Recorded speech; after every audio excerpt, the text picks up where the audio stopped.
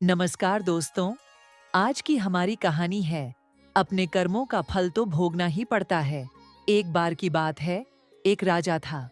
वह बहुत धर्मात्मा और न्यायप्रिय था। साथ ही भगवान का बड़ा भक्त भी था। उसने ठाकुर जी का भव्य मंदिर बनवाया और उसमें एक ब्राह्मण को पुजारी नियुक्त किया। वह ब्राह्मण बहुत ही धर्मात्मा और संत स्वभाव का था।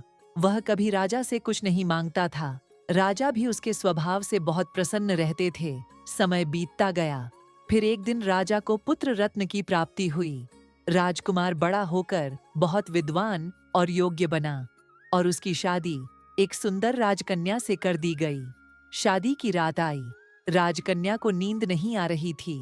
वह महल में इधर उधर घूमती रही और जब अपने पति के पलंग के पास पहुंची तो उसने देखा कि हीरे जवाहरात से जड़ी एक तलवार रखी हुई है। उसने उसे म्यान से बाहर निकाला तो वह तलवार बिजली की तरह चमक उठी। यह देखकर राजकन्या डर गई और डर के मारे उसके हाथ से तलवार छूटकर सीधे राजकुमार की गर्दन पर जा गिरी। राजकुमार का सर फट गया और वह उसी क्षण मर गया। राजकन्या गहरे दुख में डूब गई। उसे भय था कि यदि वह सच्चाई बताएगी तो कोई विश्वास नहीं करेगा। सुबह होते ही वह विलाप करने लगी और रोते हुए कहने लगी कि मेरे पति को किसी ने मार दिया है। लोग इकट्ठा हो गए। राजा भी वहां आ पहुंचे। राजा ने पूछा, किसने मारा? राजकन्या बोली, मैं नहीं जानती, परंतु मैंने उसे ठाकुर जी के मंदिर की ओर जाते देखा है। यह सुनकर राजा समेत सभी लोग मंदिर पहुंचे। वहां ब्राह्मण पूजा कर रहा था। सबने उसे पकड़ लिया। ब्राह्मण ने बहुत विनती की कि मैं निर्दोष हूँ, पर किसी ने उसकी बात नहीं मानी। राजा का मन भी कहीं न कहीं जानता था कि ब्राह्मण निर्दोष है, लेकिन प्रजा के कहने पर उसने आदेश दिया, ब्राह्मण को प्राणदंड तो नहीं दूंगा, पर जिस हाथ से तुमने मेरे पुत्र की हत्या की है उस हाथ को काट दिया जाए। और उसका हाथ काट दिया गया। ब्राह्मण व्याकुल और दुखी हुआ और राजा को अधर्मी मानकर राज्य छोड़ गया। वह सोचता रहा, क्यों मेरा हाथ कटा जबकि मैं निर्दोष हूँ। उत्तर पाने के लिए वह एक विद्वान ज्योतिषी की खोज में भटकता रहा। अंततः उसे काशी में एक महान ज्योतिषी मिला। जब वह उनके घर पहुंचा तो ज्योतिषी घर पर नहीं थे। उनकी पत्नी उन पर क्रोधित होकर भला बुरा कह रही थी। थोड़ी देर बाद ज्योतिषी घर लौटे। पत्नी ने सामने ही उनका अपमान जारी रखा, परंतु ज्योतिषी शांत रहे, कुछ न बोले। फिर वे गद्दी पर बैठ गए और ब्राह्मण से बोले, आइए ब्राह्मण देव, कहिए किस लिए आए हैं। ब्राह्मण ने पहले उनकी स्थिति पूछी कि आपकी पत्नी आपको इतना तिरस्कार क्यों कर रही है। तब ज्योतिषी मुस्कुराकर बोले, यह मेरी पत्नी नहीं, मेरे कर्म हैं। इस संसार में जो भी हमें मिलता है, पुत्र, पिता, गुरु, शिष्य, भाई, बहन या पत्नी, सब हमारे कर्मों का फल ही है। शुभ हो या अशुभ, हमें भोगना ही पड़ता है। इसलिए मैं अपने कर्मों को शांति से भोग रहा हूँ। ब्राह्मण ने पूछा, आपका कौन सा कर्म था जिसके कारण आपको ऐसी पत्नी मिली? ज्योतिषी बोले, पूर्व जन्म में यह स्त्री गद्दी थी। उसकी पीठ पर एक बड़ा फोड़ा था। उसमें कीड़े पड़ गए थे।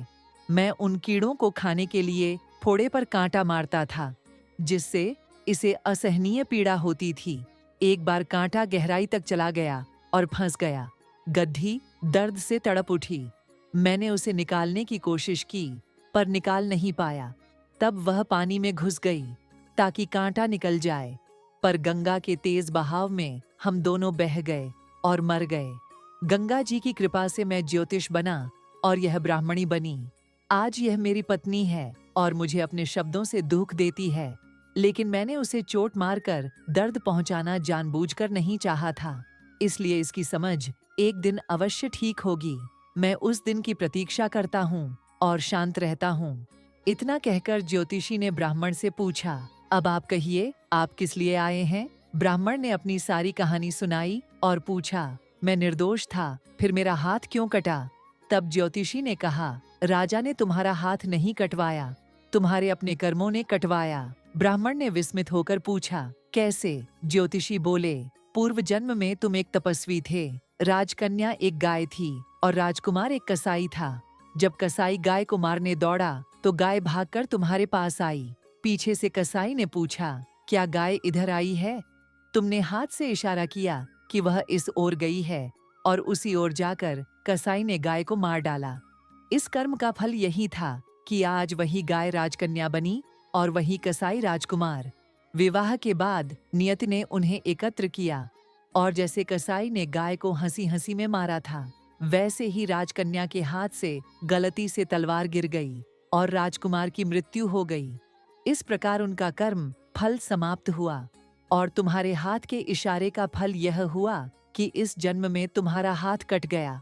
इसलिए दोषी कोई और नहीं, केवल तुम्हारे अपने कर्म हैं।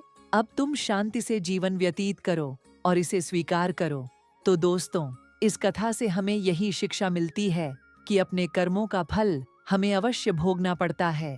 अगर हम इस सत्य को जान लें तो कभी किसी कठिनाई में विचलित नहीं होंगे। धन्यवाद।